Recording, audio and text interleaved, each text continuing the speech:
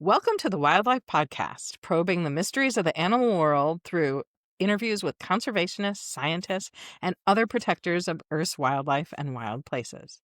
I'm Laurel Neme, a freelance journalist and author of books about wildlife for both adults and kids, including Animal Investigators about wildlife forensics, The Elephant's New Shoe about an elephant with a prosthetic leg, and Giraffe about a true giraffe rescue. And I'm Jeff Barbee, an award-winning filmmaker, investigative journalist, and the director and founder of Alliance Earth, a nonprofit foundation that supports science and environmental reporting for the world's media.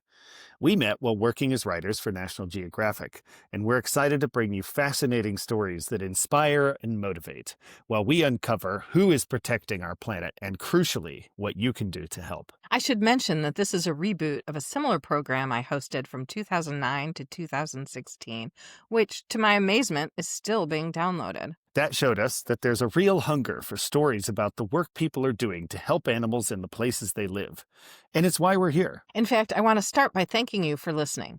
Just by being here and tuning in, it shows that you're the type of person who cares about our world and wants to do something to help it. So let's get started. Today we're going to talk about vultures with Dr. Corinne Kendall, a conservation biologist who has studied vultures for more than a decade. She's currently the Southern African Program Director for the Peregrine Fund, which aims to preserve birds of prey around the world. The Peregrine Fund has actually been around for more than 50 years. It started out focused on saving the peregrine falcon, which the organization is named after, but then expanded to help bring other raptors back from the brink of extinction, from the Mauritius kestrel to the majestic California condor. California condors are actually a type of vulture. Globally, there are 23 different vulture species, which are divided into two families: New World vultures, which are native to North America and the Caribbean, and often called buzzards, and Old World vultures that are found in Europe, Asia, and Africa. Interestingly, the two groups are not that closely related. While they look and behave similarly, it's really a result of convergent evolution, meaning they evolved similar traits because they faced similar environmental challenges and opportunities. And as we'll soon hear, there's a lot to love about vultures. They're big, they're high-flying birds that can soar on thermals with little effort. They also have keen eyesight and a sense of smell that lets them find carcasses even from miles away. They also play a crucial role in the ecosystem by consuming the remains of dead animals, and that prevents the spread of diseases and keeps the environment clean. Without vultures, carcasses would be left to rot, covered in flies. And when that happens, the results are not pretty. We know this because about 20 years ago in India, the vulture population dropped 99% due to the use of the anti-inflammatory drug diclofenac, which was used by vets to help aging cattle. But without the vultures, other animals took up the slack, and rabies and other diseases spread, with thousands of people dying. And as we will hear, this also has cost the subcontinent billions of dollars. Thanks to a lot of hard work, those vultures are slowly making a recovery, but others are still in trouble, and that's why we're speaking to Corinne, our wildlife hero whose work with African vultures is helping address this incredible bird's decline. There are 9 African species living on or migrating to and from the continent. Ones like the lappet-faced vulture, the white-headed vulture, hooded vultures, bearded vultures, and cape vultures. Yeah. As scavengers, they're particularly susceptible to poisoning, especially when carcasses are laced with lethal pesticides. It's become a real problem. The Peregrine Fund is doing a lot to help them, and it's one of the many reasons I'm excited to share this conversation we had recently with Corinne Kendall. So I like to think that I work on the underdog species, the animals that people haven't paid as much attention to, but that are still equally important. So I had actually worked on hippopotamus for my master's, and then I was interested in continuing to work in East Africa and sort of trying to figure out what I was going to focus on for my PhD. And I had heard the stories of what had happened to vultures in Asia. So in Southeast Asia, they lost 99% of their vultures in about a 10-year time period. And it had consequences in terms of rabies outbreaks in dogs and in human populations as well. And it was a really interesting sort of scientific story and a really devastating crisis where, because there'd been very little research on vultures, it took a long time to figure out why they were declining. It took time to even notice that they were declining. And that meant that it wasn't really until the birds had almost disappeared that the issues were identified. So it seemed like a really great opportunity to start looking more closely at vultures in East Africa and better understand what was happening with them there, with the hope that maybe we could get ahead of an Asian vulture crisis like situation in an African context. It's fascinating. I wonder, can you just tell us, because I think a lot of people would be very surprised at the incredible scientific sleuthing that uncovered the demise of mostly India's population. I'm sorry, I can't remember the drug, but apparently it's an anti-inflammatory. Yes, diclofenac. Yes, it was a really interesting situation. People were observing vultures with this head drooping behavior, and then they were just dropping dead, and they had renal failure, which can be caused from a lot of different things. So for a while, there was suspicions that it was some kind of disease, maybe some kind of chemical in the environment, but it took a long time to identify that diclofenac was the cause. And diclofenac is an anti-inflammatory drug. You could go and buy it in a drugstore in the United States. It's a very widely available chemical, but it just happens that it had become popular for veterinary use in Southeast Asia, especially in India. And just a small number of cows having this in their system when they died was leading to exposure of a large number of vultures. And so that's what led to the decline in vultures there, is that consumption of diclofenac was causing kidney failure. Vultures have a lot of significance for various Asian cultures, particularly for the Parsi community. You need vultures to take your remains up into the heavens through sky burials. And so people really put a lot of faith and importance in vultures. So none of this was intentional. It was just a chemical that became popular for veterinary use, and the exposure to this veterinary drug was causing the decline in those vultures. How did they figure it out? I mean, that's an interesting story in and of itself. Yeah, so I like I said, I think initially they were looking for some kind of disease, and then eventually they were testing vultures for other things.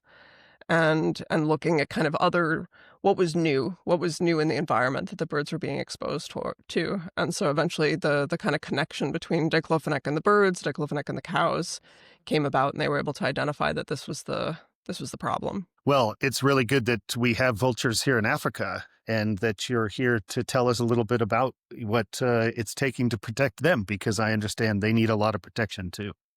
Yeah, the African vulture crisis is just as big an issue, but very different causes. So tell us a little bit about the world of vultures, and how many different species are there, and how many species are on the African continent? So there's 23 different vulture species, and it sort of depends for Africa how you think about their movements into the continent. But usually people say there's nine or 10 different vulture species coming into Africa. With several species that are endemic to the African continent, which are some of the species that I focus on. And vultures are, they're obligate scavengers. So there's this very unique set of birds that have more or less lost their predatory abilities and are focused entirely on finding dead things. And there's a few exceptions to that with some vulture species that still do a little bit of hunting, but especially the white-backed vultures that I've spent a lot of my career focused on, that truly don't have any ability to kill. So they're looking for things that are already dead. And that puts them in this really important role in the environment where they're the most adapted to find carcasses, the best able to respond to big influxes in carcasses that can happen when we have mass mortality events from a disease outbreak, or from flooding or drought that might change the number of animals that are dying in an area. These birds travel long distances, and they do so at almost no energetic cost. So they have this amazing ability to soar using thermals, using that hot air to travel these long distances, several hundred miles in a day. And they can do that without having to use a lot of energy. So it's a very unique species. When we think about mammalian scavengers, whether that's coyotes and wolves in the United States, or hyenas and jackals in an African context, those mammals are much more limited in their movements. Whereas vultures can fly 100 miles from a nest in the morning and fly back that afternoon. And so even if there's an outbreak or there's some kind of huge increase in dead animals somewhere, if it's within that kind of range, they can get to it, which is a lot farther than what mammalian scavengers can do. So this is what makes them so important as our cleaners of the ecosystem, because they just have this incredible capacity to be looking across the large landscape. So how do they find these carcasses? I mean, if they're traveling, if they can travel so far, how do they know what's happening elsewhere? Yeah, so vultures are it's really interesting. So we in the United States we think a lot about turkey vultures, which are really known for their amazing sense of smell. Hmm. And they are finding things mostly through that sense of smell because they're mostly looking for carcasses in forests where you need that good sense of smell to find something on the ground. In the African context, where these birds are living in large savanna ecosystems, so in big grasslands, if they were waiting until something started to smell, there'd probably be some hyenas there eating it already. So instead of using smell, African vultures rely almost entirely on eyesight. And what's really cool is across the scavenging guild, across vultures and other raptors and even the mammals that are using dead animals as their main food source, not all the vultures are actually looking for the carcass. So some birds are looking for other birds, and some birds are looking for the carcass itself. And so white-backed vultures and repels are usually following species like tawny eagles and battledores. Those birds fly lower to the ground, and they're looking more specifically for the carcass, whereas the vultures are flying higher up, and they're looking for birds that are landing. And then even within that, you get these incredible networks where the birds are watching each other across several kilometers or several miles, so that one bird is seeing another smaller bird landing, and then another bird is seeing that bird landing, and then another bird is seeing that there's a vulture moving really quickly and in a very straight line, and another bird seeing now that straight line movement of another vulture, and you get this chain effect. I've sat underneath carcasses many times, sat looking up in the sky, trying to see if there's birds around, and you can be sitting and see nothing, and then have 50 birds arrive within the matter of minutes.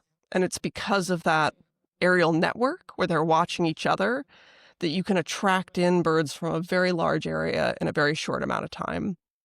And so it's that incredible eyesight, that really energy efficient soaring flight that allows them to just congregate really quickly. And you need that, especially in an African context where maybe we're talking about an elephant or a buffalo, these very large animals, where there's going to be a lot of biomass, a lot of meat to consume. And so you need a large number of animals to be able to get rid of that quickly. Otherwise, things like flies and bacteria are going to be your primary scavengers, and those have some different impacts on the environment than when vultures are eating things. Do they have to eat often? They don't have to eat every day. We think they probably eat every 2 to 3 days. In an ecosystem where there's lots of food, they certainly can eat every day. And vultures are kind of cool. They have this big sac underneath their neck, which is called a crop. And a lot of birds have crops. The crop is a place where birds can store food before it goes down to their digestive system. And it allows them to then regurgitate that food without it being all full of stomach acid, which wouldn't be so great for the chicks. But for vultures, that crop is also a storage system. So they can hold up to about 800 grams, so in that big crop. And they could be carrying that around, which is pretty phenomenal. So a bird that weighs about 5 kilograms, a little over 10 pounds, is carrying 800 grams of food with them when they leave a carcass. And so because they're consuming so much, they don't need to eat every day. So tell us about vultures parenting. I didn't realize they were such good parents. Yeah, so they make a lot of investment in a single egg. So as a result, they're going to take really good care of that egg. So most vultures there are a few species that will lay more than one egg, but most African vultures lay a single egg every year. Well, they're capable of laying every year, but they'll often only lay once every few years. And they're incubating that egg for a couple of months, and then they're caring for that chick for 4 to 6 months after it's hatched. So bringing food 4 back. to 6 months. That's Yeah. So it's a really long investment, and as a result, in ecosystems where there aren't threats to vultures, vultures are very, very successful at fledgling. So most of their chicks will make it out of the nest because both parents are investing all that effort. They shade the chick, they incubate the egg, they are bringing food to the chick. And so they're making sure that it's a really big, strong, healthy chick. And when a vulture leaves the nest, it's basically full grown. And so it's ready to go, able to soar and to do all the things that an adult vulture can do. And it's because of that really incredible. If I get you correctly, the female and male vultures share the parenting duties. Yep. Yeah, they're both taking care of the chick. And so they're like other birds, the parents can be feeding each other during incubation, but they also will switch off. And then they're both bringing food back to the chick. So an adult might stay and shade the chick during the hottest part of the day, but then they're also both bringing food back to keep that chick going. So it's because of that big investment that they are very successful parents. And really the hardest time for vultures then after they leave the nest. So that first year when they're out on their own, once their parents have stopped feeding them, that's the hardest time to be a vulture because they kind of have to learn the ropes. They have to figure out how to fly. They have to learn to navigate the environment. They're flying these huge distances, so they're going to be coming into areas that they might not know, and have to kind of learn how to navigate that landscape, where to look for food, all of those sorts of things. A lot of which they do by following other birds. So they're kind of cueing into those networks, and that helps them to navigate and learn their environment. But that's also the time period when they might not be quite as good at competing when they're at a carcass, not quite as good at flying, not quite as aware of predators, and so that's the time period when we do see more natural mortality for vultures. It sounds a lot like humans, though. I mean, if you think about it, I mean, my first year away, I was, out on my own. That's probably when my mom was most afraid that something bad would happen to me. Yeah, exactly. Yeah, it's when they have that independence that you have to start worrying about them. But when they're safely tucked in the nest, then they can be well cared for. So yeah, for sure. And vultures have it.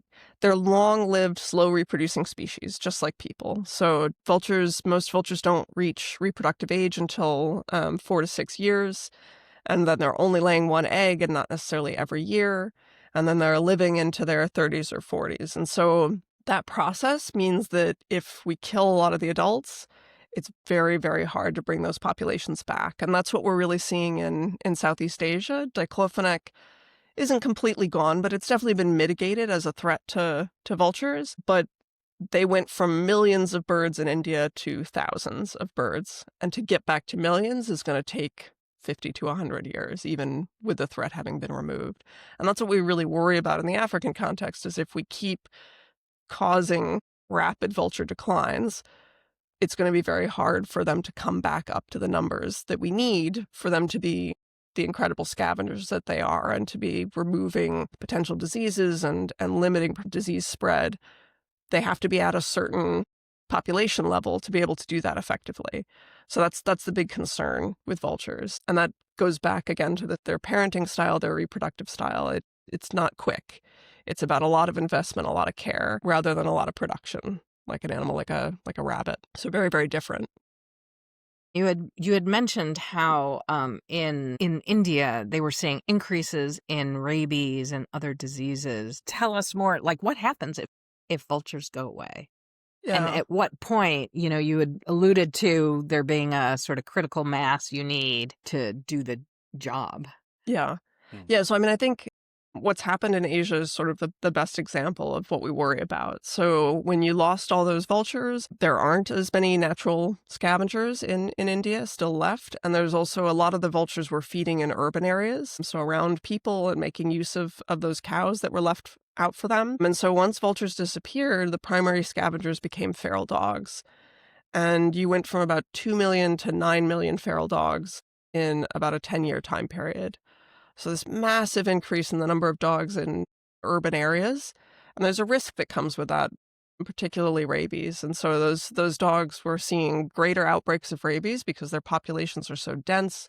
They're feeding in these concentrated areas. And then you also see an increase in rabies outbreaks amongst people as well. And so it's been estimated that the loss of vultures in that 10 years cost about $34 billion. And that we saw about a 50,000 increased human fatalities during that time period. And that's just when we think about rabies. There's more recent work that's also looked at effects on water quality, which is something we think about in an African context as well. So in India, cows are sometimes now dumped into rivers, or they're die near river edges. And that means all the effluent, all the microbes and bacteria that come out of a rotting cow are now in the water. And they're in water that's being consumed, that's being used for cleaning, that people are getting into close contact with. And so that has a lot of, as a pun, downstream effects. It has a lot of impacts on the water quality that people are utilizing. And in Mara Serengeti, where we work on vultures, huge number of wildebeest can drown in the river, in the Mara River as well. And there's been some really interesting studies on how that affects the nutrients and the water quality there as well. And again, it's vultures that are coming and are the main scavengers that are going to eat those wildebeest to try and reduce all that nutrient overload that can be caused by having a large number of animals die in a river system. So it sounds like the vultures are like the stewards of these landscapes. They're like they're ecosystem stewards in a way. Yeah. Many years ago, actually, one of my master's students did some interviews with Maasai pastoralists, and we had someone who described vultures as the sabuni ya mazingira, which means the soap of the environment. So I've termed it the soap of the savanna, and that's really what they are. They're the cleaners. They're the species that are helping to remove bacteria, and they're a clean scavenger. They're a scavenger that we don't think causes a lot of disease spread, unlike feral dogs, which also could be a big problem in the African context. We see feral dogs interacting with hyenas along the borders of protected areas, and that's already led to outbreaks of canine distemper and rabies. And so they're a problem both for people, but then also that have effects on wildlife populations.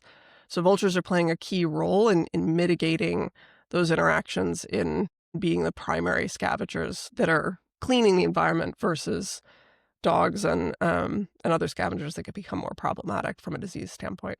That's really interesting. And as climate, as you have more extremes in climate, does that mean more mass die-offs of different animals and a bigger role even for the soap of the savanna?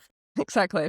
Yeah, well, that's the thing. So it's not just that they're really good at eating what's normally in the environment, they're also really good at responding to those influxes. So with extreme weather events, you can have droughts or flooding that leads to a lot of animals dying. And again, it's vultures that are going to be able to respond to that because they have those big aerial networks, those chains.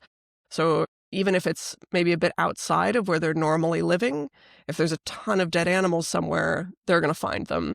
Are going to be able to respond and to consume the huge amount of biomass that can be caused when we have a big drought. And similarly, climate change is going to be linked to increases in disease outbreaks. Certain diseases like anthrax are very much affected by temperature and changes in rainfall.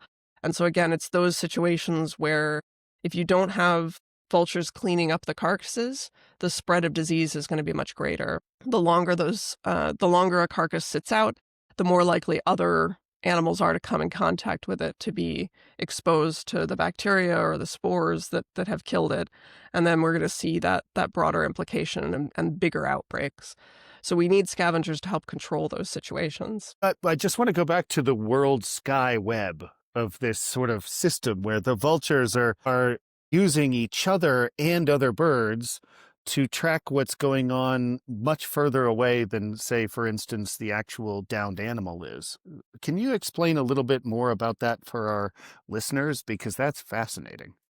It really is. Yeah, the aerial networks that they're creating are really amazing. So you imagine that these birds can see several kilometers, several miles away from each other when they're flying. Their eyesight actually is mostly peripheral. So if you look at a vulture, their eyes are on the side. So they're seeing what's around them. They actually don't see very well what's in front of them. But as scavengers that are looking for other birds, being able to see what's all around them on both sides is helping them to find those other birds that might be landing, that might be changing their behavior. And that's what they're cueing into, is those little subtle shifts in how another bird is flying. And it's really neat because we can see these things in the telemetry that we use on vultures as well. You can tell when they're flying very directionally, so moving long distances in a very straight line, versus when they're looking for food, we see much slower movement where the direction's less clear. And and we see that if you watch vultures in your community, you'll see that circling behavior, right? That's when they're still looking. They're trying to figure out where they're going. That also can be when they're using thermals, so they'll actually circle and go up and up as they're making use of that warm air. But once they've found something, the movement is very fast, very directional, very determined. And so that's what they're all queuing into. And I think one of the coolest examples that we saw of this was a vulture that dispersed. So we had a vulture that was tagged that flew from Tanzania all the way to South Africa, which would be similar to flying from Canada to Mexico. So all the way through the same distance as flying all the way through the United States. So this huge distance. And this was a young bird that had probably never been outside of Tanzania in its life. And yet along the way, it found what we know are some of the largest feeding sites for vultures in Southern Africa. So it stopped at a vulture restaurant in Zambia, which is actually a slaughterhouse for where most of the beef for Zambia comes from. It found that spot along the way. And it found vulture restaurants in South Africa, places where meat is put out for vultures for tourism and to support vulture conservation. And so this bird was queuing into these feeding sites that it couldn't possibly have known about itself, but it is able to find them because of that incredible social behavior, because of the network that it's using. And it's something that networking behavior is something we see all the time. I laugh because when you're out in the African savannah, you see this with tourists as well. One vehicle finds a lion and suddenly there's 6 other vehicles that are coming from all directions and they're driving into that because they're attracted to the vehicle that's sitting still that has a lion. And so we see this buildup of vehicles as tourists make use of the same kind of information. That's exactly what the vultures are doing. They're following each other, and that's much more effective than trying to see, even if it's a big carcass, but seeing that dot of a dead animal on the ground when you're up thousands of feet in the air. How high can they fly? So Rappel's vultures are supposedly the highest flying birds in the world. And the myth, which I don't totally believe, is that they've been seen at the height of a commercial airliner, which would be very high. We think they're probably flying up to like the tens of thousands of feet they should be capable of. And what's weird about vultures and what sort of adds further evidence of this is these are birds that are living in the heat of the African savanna, but they are covered in downy feathers. They have all this soft feathers all over their body, which normally would be for a bird living in a cold environment. And we think the need for that is because when they're up at those high heights, they're being exposed to much cooler temperatures. And so they do have down feathers that would normally be for cool adapted animals, even though they're living in really hot environments. And then they kind of dissipate that by having their bald neck, which that they can make more exposed if they need to get warm in the sun. And they also have patches. They have these 2 big bald patches on their chest, which are good places to expose to the sun if they're trying to warm up after one of those high flights. Wow. And it's all of the vultures that do this, that cue off other birds? Yeah, so it's really neat. If you look at vultures, different species fly at different heights. And so the ones that are really just using other birds, they fly at the highest heights. And they're also the really social species. So the Rappels and the white-backed vultures, they're up very, very high. And they're probably not finding a lot of the carcasses themselves. They're looking down at the birds below them. And so then below them, you have species like hooded vultures and then lappet vultures and white-headed vultures, which are flying much lower. And then even below those, you have tawny eagles and bateleurs. So there's this sort of stratified heights that the birds are flying at. And those sort of tell us what they're doing, whether the lower birds are finding the carcass themselves and the higher birds are looking for birds below them. And so it's a different strategy. The birds that are close to the ground, they can get down onto the carcass very quickly. They're going to be more effective at finding the carcass. The birds that are up high tend to be a little bit bigger bodied and social, which allows them to really dominate. So even though they're not getting to the carcass first, once they do arrive, they can push off some of these smaller birds like bateleurs and tawny eagles and be able to feed very effectively, even though they weren't the first ones there. Very interesting. I was just about to ask, what happens when a carcass is found? And how do this different species compete against each other? Yeah, there's so much competition, but I think like a lot of species, a lot of it is show. So vultures do a lot of posturing and putting their wings out and kind of strutting along the carcass. I love watching lappet-faced vultures look like they're kind of in the mafia. They get their shoulders all up and they have this little jumping pattern along the sides of the carcass. So they look big and tough. But in reality, if there's 6, 10, 20 whiteback vultures, the lappets usually have to wait a little bit. Even though they're a lot bigger, they have to wait for the whitebacks. The whitebacks will eat the soft tissue really fast, and then once they can't get access to more soft tissue, they'll kind of move off. And then the lappet-faced vulture, which have these massive heads, a head so big that you can't fit your hand around the back of their skull, they Wow. come in and they have these big beaks that are best for ripping tissue. And so they're ripping open the skin, they're ripping off sinew and cartilage along the joints. And so they will open up more of the carcass, and then once it gets more opened, then you see the whitebacks and the rappels, which have these long, snaky necks. They're kind of your prototypical vulture, I think, what we envision, right? The long neck and this little, much more narrow beak. And they're designed, they're evolved to eat that soft tissue. So they actually even have a serrated tongue. So they have little ridges along the edge of their tongue, and they basically are slurping the soft tissue out of the carcass. So they come in and eat a huge amount of meat very quickly, and being social, they're doing that in this big jostling group. And then a lappet-faced vulture or a white-headed vulture will come in, push them off for a bit, and they're doing the really tough job of pulling off the really hard tissue, and they're kind of ripping and tearing, more like a typical hawk or eagle species. So they're actually working together, even though one is sort of like being a wise guy and trying to push the other ones off. And in fact, they actually are complementing each other. Yeah. So they each have their different niche, their different role. And so even though they're all feeding on the same big piece of meat, they're actually eating different parts of that meat. And so that's what helps to kind of break apart that competition. And that's why so much of the fighting that we see between vultures, it's very rare for it to actually lead to any injury. It's a lot of kind of pushing and shoving and posturing. But at the end of the day, most competition is within a species. Social species are competing with each other because they're eating the same kind of soft tissue. But between species, there's this segregation of who eats what that allows them all to feed on different parts of the carcass. But it also means that we need them all. We need the diversity of vultures. We need all these different vulture species to be able to fully break down a carcass. You need the birds that are going to eat the organs and the soft tissue.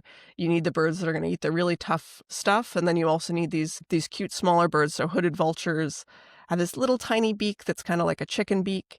And they're coming in and they're going to reach inside the skull along the very edge of the tissue, and they're eating just little tiny pieces that no one else can reach.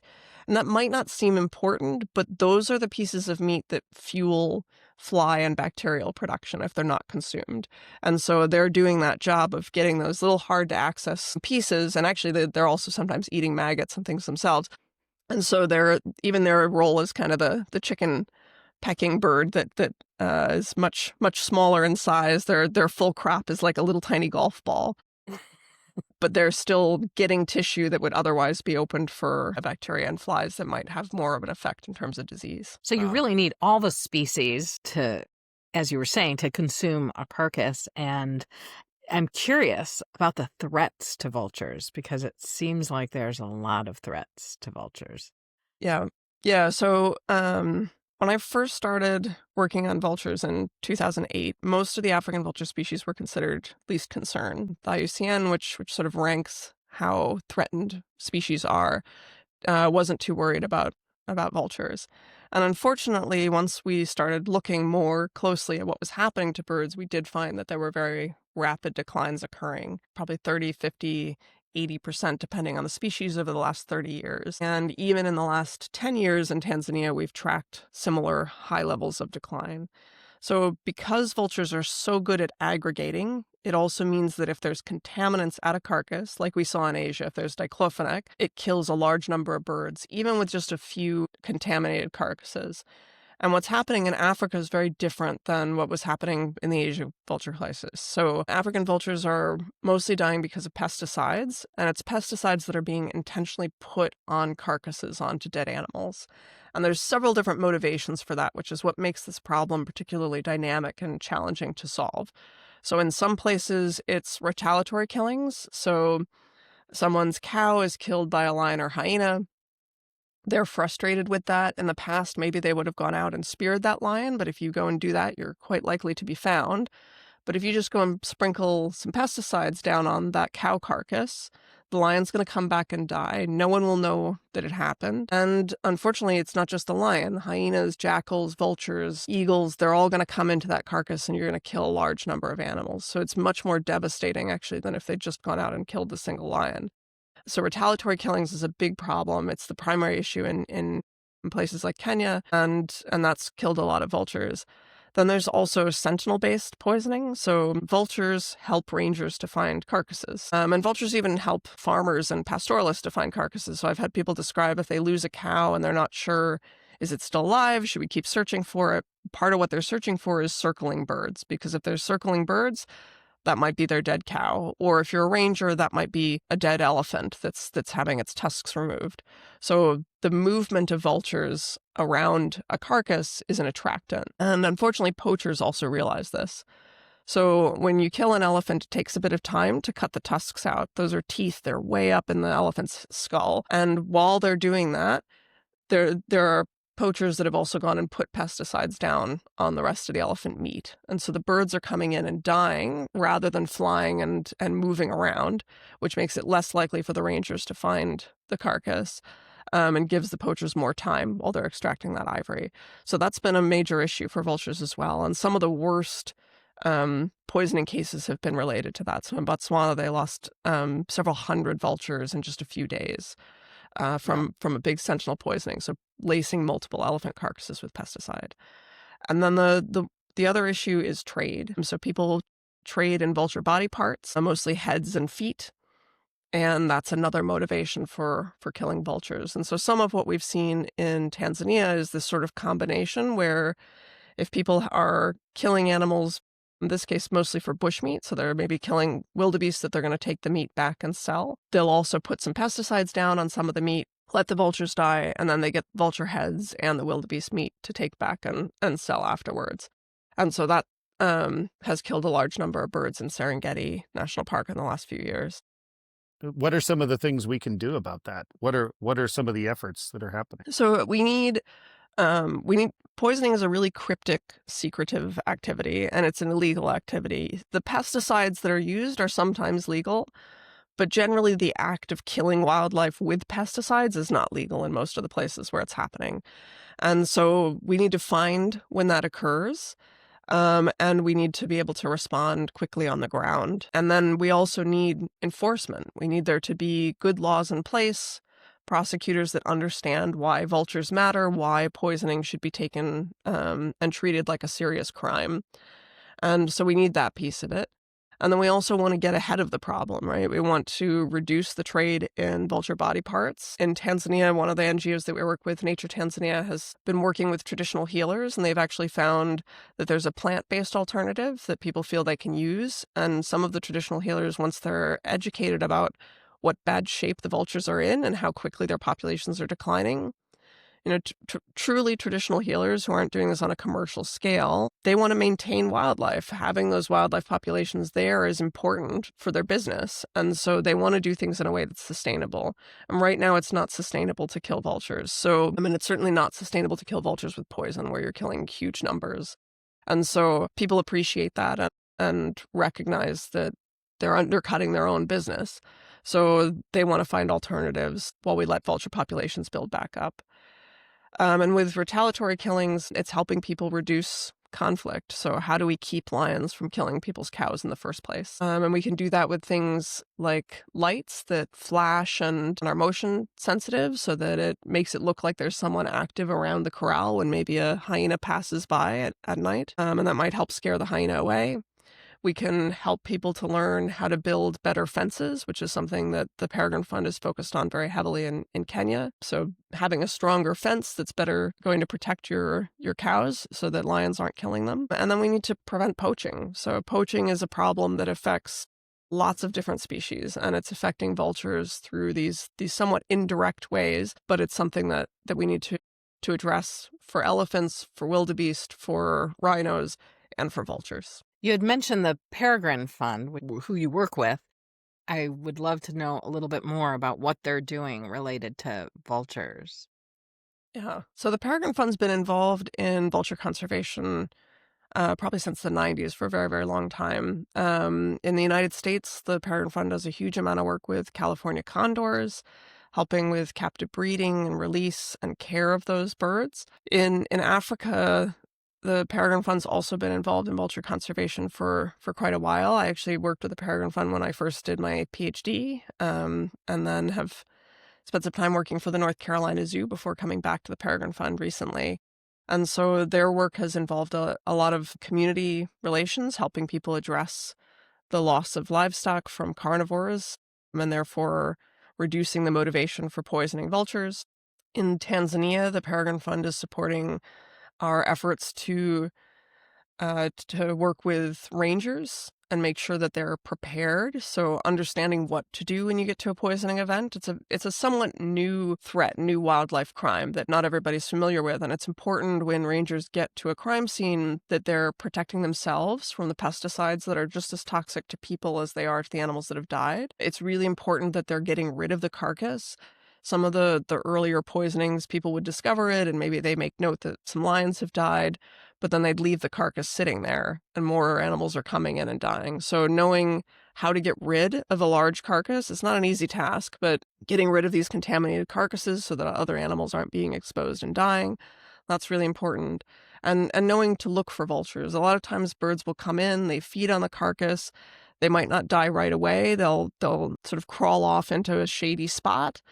And if you find them early enough and you can keep them hydrated, which is the big thing that a lot of these pesticides do, is they cause dehydration. So you need to keep the birds hydrated. And if they've consumed a small enough amount of the pesticide, if they can stay hydrated, stay out of the sun, stay protected from predators for a few days while they recover, then these birds can be rehabilitated and released. And so having rangers prepared to spend that time making the search. One of the larger poisoning events that we found last year, it took us several hours to find all the birds that had died because it just becomes this huge, multiple football fields of feathers and death scattered. And that takes time. And some of the birds that we found were, off to the side under bushes, not necessarily where you'd expect them to be. So it's getting rangers ready so that they can address those kind of cases when they do occur. Were you able to rehabilitate any of the birds from that event? The one in Tanzania, we weren't. The biggest challenge is some of these landscapes are huge and you can't access all of them quickly, especially in the wet season when roads and parts of these parks become flooded. And so that's a real limitation. What the Endangered Wildlife Trust has been able to accomplish, working closely with sand parks in Kruger National Park, is really amazing because Kruger is a much more accessible park. It has a really good road network. And that means that in recent poisonings, so in May of this year, there were some very substantial poisonings in Kruger, and well-trained rangers and staff and teams were able to get to those sites and actually recover birds.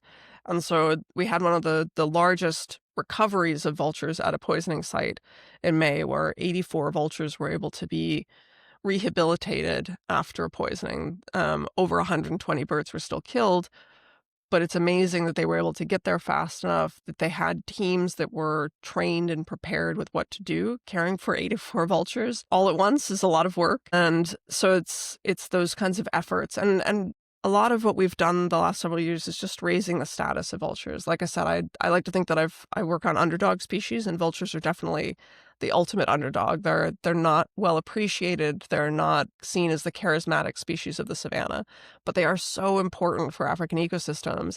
And getting governments and even other conservationists to appreciate that role has been important, so that when there's a poisoning, vultures aren't an afterthought. They're the focus because they're the ones that are most affected. So having people ready to handle these large aggressive birds is important, because that little bit of care right after a poisoning event can make a difference for that bird surviving for many, many more years. Wow. To have that many birds recovered, that's amazing. Great. Yeah, and I just wanted to ask you, I was going to ask you about those mass poisonings in Kruger and, how it was such a success story. I mean, you had trained rangers, and that's key, but, detecting it early enough as well and getting there, I mean, it's not an easy task. Yeah, yeah, so, I mean, I like, the Kruger situation in May is really phenomenal. You had over 20 people on the ground, you had helicopters, planes, like, this was really treated with a lot of attention, and so that's a big part of why they were able to save so many birds, getting there quickly. We've developed new technologies to be able to detect poisonings more quickly, and so that's part of what was put in place there, so they were able to get to that poisoning within a few hours of it occurring, and that's part of why they were able to get to so many birds that were still alive. And then rehabilitating those birds, keeping them hydrated. There is atropine and other drugs that can be given to help the birds deal with the effects of the pesticides that they've been exposed to. And really, it's not a long recovery period. Having those birds cared for a few weeks so that they can get through processing the pesticides that they've been exposed to is about as long as it takes to then be able to release those birds. I think for Kruger, it's the fact that so many people have gotten engaged in this and that it is a little bit more accessible than some of the other large protected areas in other parts of Africa. But it's that effort, that there was a focus, that vultures were seen as a priority that led to so many birds being cared for and being released. And that's definitely what we're aiming for. There's been several studies sort of modeling out pesticide poisoning, and if we can get to these events earlier, there are a lot of animals that can be saved. And so that's definitely a goal for our programs. That's amazing. And it sounds like this is the sort of direction that where you all want to be headed with vulture conservation. Yeah. Yeah. So the Peregrine Fund and the Endangered Wildlife Trust have been working to really think about how we can get to these poisoning events more quickly.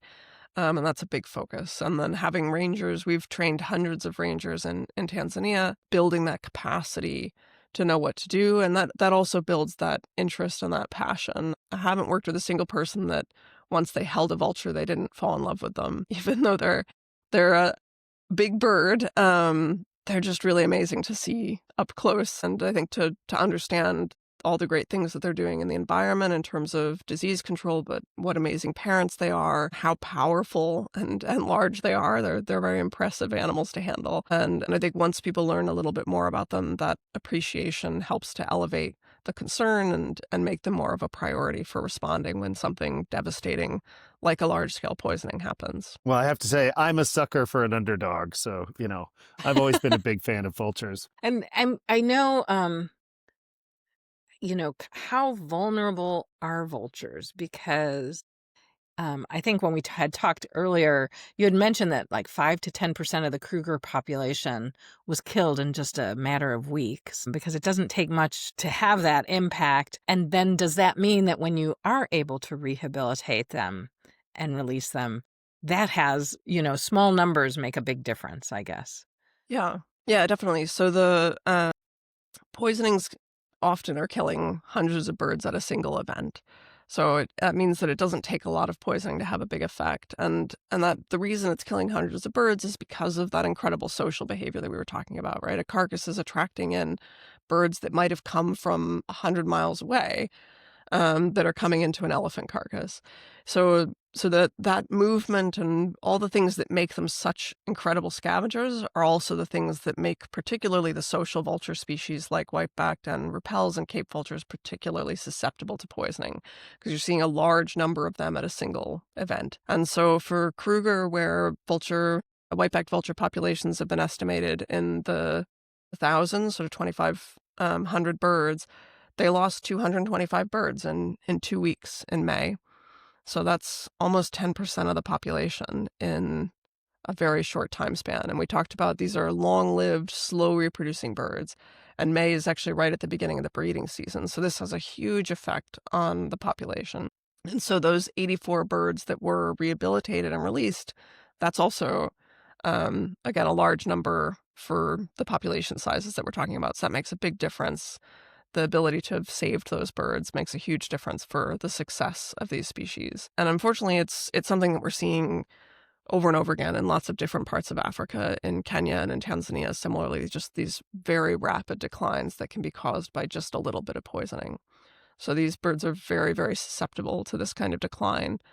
And it's why We're not able to get to every poisoning, but each poisoning that we do find that there are people responding to on the ground makes a big difference for vulture populations and vulture conservation.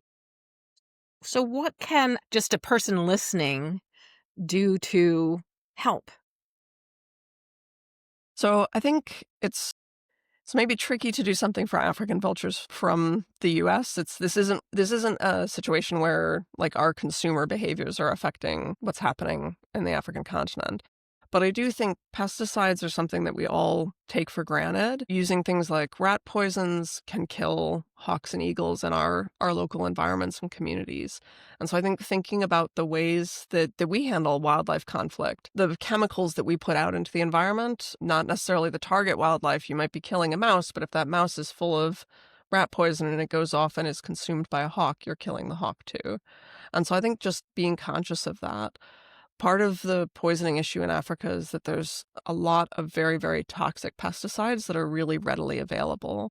And I think we've made important steps in the United States and in parts of the EU in reducing the availability of those pesticides. But what's happened is that Africa's become the primary market for those really toxic chemicals that farmers here wouldn't want to use. And that has all kinds of negative side effects, not just for vultures, but for the environment in general. These are pesticides that leach into the soil and get into the water and are having other broader environmental and human health effects even beyond their illicit use for killing wildlife. And if people were going to help you all, how would somebody in the US support the Peregrine Fund or EWT, and how could they do that? And we'll put all of the links in the show notes for everybody who's Yeah. listening so that you can also be a part of the solution to save our friendly conservationists of the skies. Yeah, I mean, both the Peregrine Fund and Endangered Wildlife Trust are nonprofit organizations, and so supporting our work in the field can make a big difference for vultures on the ground. And I think, like we've discussed, part of the reason that vultures have become such a big passion for me is that vulture conservation isn't just about a single species. It's not a narrow focus. It's about the ecosystems. It's about disease dynamics. It's about carnivores. It's about elephants. The work that we're doing has implications for all of these other species that vultures are connected to. And they just happen to be this really amazing, well-networked species that so many other things are interacting with, and that other things are affected by the same threats that vultures are as well. So our work is important for preserving African landscapes, not just for preserving African vultures. Amazing. In a lot of communities, there are raptor rehabilitation centers. When I worked at North Carolina Zoo, they had a rehab vulture that was a black vulture. And yeah, come and untie your shoelaces and they're very charismatic, very curious birds. And so the work of rehabbing those birds makes a big difference too. So like I said, I think the Peregrine Fund's been very involved in captive management and care and reintroduction efforts through captive breeding, which have been critical to the success of California condors, but also of other raptor species like the peregrine falcon, for which the fund is named. So those facilities definitely make a big difference for raptor populations in our communities. And it's noteworthy that the incredible California condor is in fact a vulture. Is that correct? Yeah, so we're fortunate actually. So California condors have declined and are definitely very threatened. But in the United States, we have black and turkey vultures, which are probably some of the most successful vultures in the world and are doing quite well. And for whatever reason, black and turkey vultures seem able to, they come into contact with some of the same chemical contaminants and with lead and things as condors do, but for whatever reason, they're not quite as susceptible to them. And so they've just been more adaptable to human effects on the environment. And as a result, they've done really well. They make, they're cleaning up our roads, taking care of roadkill. They're feeding in landfills and dumps and helping to reduce some of the organic matter in those situations as well. Yeah, I think just about anywhere in the United States you can go outside and see a vulture, and we're very fortunate to be able to do that because that's becoming less and less true throughout the world. So get to know a vulture, because to know vultures is to love them. Exactly. Thanks so much for your time, Corinne. It's so fascinating. So thank you so much for talking to us. I really, really enjoyed our conversation today. Yeah, thanks so much for having me. I really enjoyed that conversation with conservation biologist Corinne Kendall, the Southern Africa Program Director for the Peregrine Fund. What I took away the most was I found it was fascinating to think about these birds utilizing this sort of sky-high web of information where the birds are soaring at such high altitudes that they're looking down and seeing what other birds are doing, Laurel. I think that was really fascinating to think that some of these birds are actually finding carcasses because other birds found them first, and they're all communicating. It's almost like this big collaboration that they're all carrying out. I thought that was really cool. And I'd also sort of emphasized that every animal had a role to play. And all these birds are working together. And they also fulfill different sort of niches, like what they eat at the carcass itself, and how if you're missing one species, a job wouldn't get done. Yeah, it's fascinating. That was great. I want to thank everybody for listening to The Wildlife. You can find episodes of The Wildlife podcast on Spotify, Apple, YouTube, or wherever you get your podcasts. And if you like this show, please share it with your friends and colleagues. It really helps us. You can also find show notes and links to previous episodes at thewildlifepodcast.com or on our websites, laurelneme.com or at jeffreybarbee.com or allianceearth.org. That's also where you can reach out to us with questions, comments, or thoughts on topics or people you'd like us to cover in future episodes. Again, thanks for listening, and follow the show notes for links on how you can learn more about vultures and help protect them. Simply by listening to this podcast and sharing the information you heard, you're helping protect this planet we call home. We hope you'll join us again soon. Thanks, everybody. Thanks, Laurel. Thank you. Bye.